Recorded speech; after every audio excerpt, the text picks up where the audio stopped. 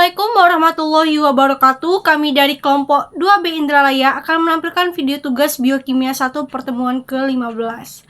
Sebelum masuk ke videonya, izinkan kami memperkenalkan diri terlebih dahulu. Saya sendiri Oktadiniarti. Saya Mirina Syahrani. Saya Ria Isdiani. Jadi video yang akan kami tampilkan ialah mengenai fotosintesis. Adapun tujuan pembelajarannya adalah mahasiswa mampu menguasai fondasi saintifik pada materi fotosintesis.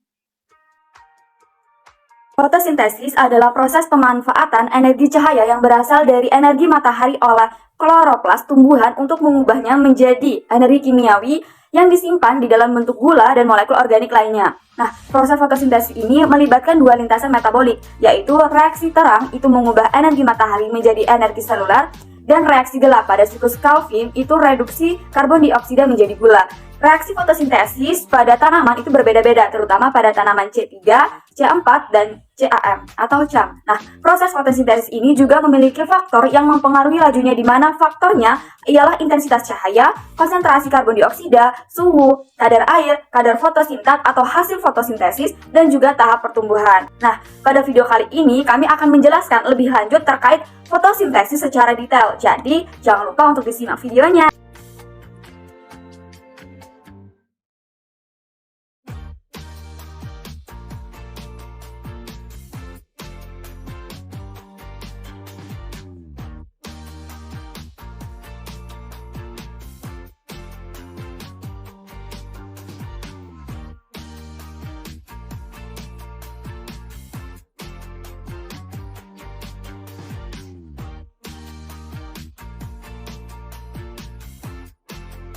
Jadi, pada dasarnya reaksi rangkaian fotosintesis ini dapat dibagi menjadi dua bagian. Yang pertama itu reaksi terang karena memerlukan cahaya, dan reaksi gelap itu tidak memerlukan cahaya tetapi memerlukan karbon dioksida. Reaksi terang terjadi pada tilakoid, sedangkan reaksi gelap ini terjadi di dalam stroma. Dalam reaksi terang terjadi konversi energi cahaya menjadi energi kimia dan menghasilkan oksigen atau O2. Sedangkan dalam reaksi gelap terjadi seri reaksi siklik yang membentuk gula dari bahan dasar karbon dioksida dan energi ATP dan juga NADPH. Yang pertama, pada tumbuhan C3, enzim RUBP digunakan untuk mengikat CO2 dalam proses asimilasi awal. Selain itu juga, enzim RUBP ini digunakan untuk mengikat O2 yang memicu fotorespirasi. Fotorespirasi adalah proses yang menghasilkan energi dan produk sampingan pada siang hari. Jika konsentrasi CO2 di atmosfer meningkat, maka fotorespirasi akan terhambat, tetapi asimilasi akan meningkat. Tumbuhan C3 tumbuh baik di area yang memiliki sinar matahari sedang, temperatur moderat, CO2 tinggi, dan air tanah yang cukup. Konsentrasi CO2 yang tinggi mengurangi Rubisco mengikat oksigen sehingga menghindari fotorespirasi yang boros energi. Yang kedua, tumbuhan C4. Tumbuhan ini mengikat CO2 dengan enzim PEP yang ada di dalam sel mesofil dan menghindari kompetisi dengan O2. CO2 kemudian dipindahkan ke sel-sel bundelsit di mana pengikatan dengan RUBP terjadi sehingga mengurangi fotorespirasi. Ini membuat fotosintesis C4 sangat efisien dalam konsentrasi CO2 rendah. Proses tersebut adalah adaptasi yang bermanfaat di lingkungan panas dan terang. Yang ketiga adalah tumbuhan CAM atau Crassulacean acid metabolism.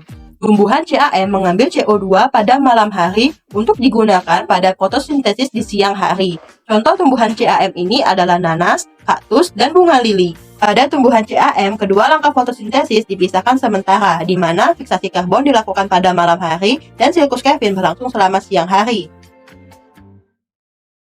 Faktor-faktor yang mempengaruhi proses fotosintesis. Di sini faktornya itu ada 6. Yang pertama, intensitas cahaya, di mana laju fotosintesis ini maksimum ketika banyak cahaya. Yang kedua, ada konsentrasi karbon dioksida. Semakin banyak karbon dioksida di udara, maka akan semakin banyak jumlah bahan yang dapat digunakan tumbuhan untuk melangsungkan fotosintesis. Yang ketiga, ada suhu. Nah, enzim-enzim yang bekerja pada proses fotosintesis hanya dapat bekerja pada suhu yang optimal.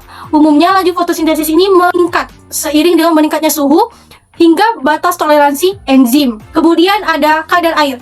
Nah, kekurangan air atau kekeringan menyebabkan stomata menutup, menghambat penyerapan karbon dioksida sehingga mengurangi laju fotosintesis. Nah, Yang kelima, ada kadar fotosintat atau hasil fotosintesis. Jika kadar fotosintat seperti karbohidrat itu berkurang, laju fotosintesis itu akan naik. Nah, bila kadar fotosintatnya itu bertambah atau bahkan sampai jenuh, maka laju fotosintesis itu akan berkurang. Nah, yang terakhir ada tahap pertumbuhan. Nah, penelitian menunjukkan bahwa laju fotosintesis jauh lebih tinggi pada tumbuhan yang sedang berkecambah ketimbang tumbuhan yang dewasa. Hal ini dimungkinkan karena tumbuhan kecambah itu memerlukan lebih banyak energi dan makanan untuk tumbuh.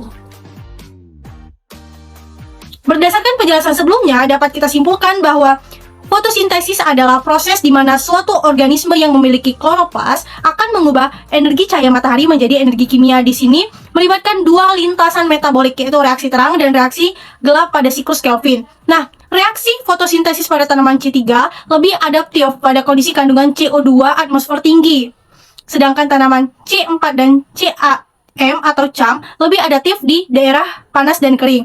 Nah, ada beberapa faktor yang mempengaruhi proses fotosintesis. Di antaranya ada 6. Salah satunya itu ialah intensitas cahaya, di mana laju fotosintesis itu maksimum ketika banyak cahaya. Mungkin itu saja dari kami terkait materi fotosintesis. Lebih dan kurangnya kami mohon maaf. Kepada Allah kami mohon ampun. Wassalamualaikum warahmatullahi wabarakatuh.